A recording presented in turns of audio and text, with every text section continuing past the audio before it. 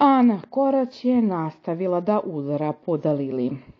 Znam ja šta nju boli. Boli je to što sam čista kao suza i što o meni može samo da laprda, ali nije važno šta se priča, nego ko.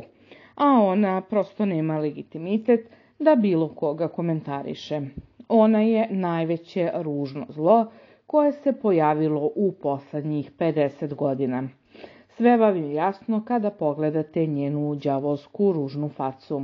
Na stranu to što je uhranjena i što ne vodi računa o svom fizičkom izgledu, pa joj glava raste brzinom svetlosti, a guza nikako. Ali njeno ponašanje ispod svakog nivoa. Ja joj ne bih bila u koži kada bude izašla iz realitija i tek onda će shvatiti svoju realnost, zaključila je Ana.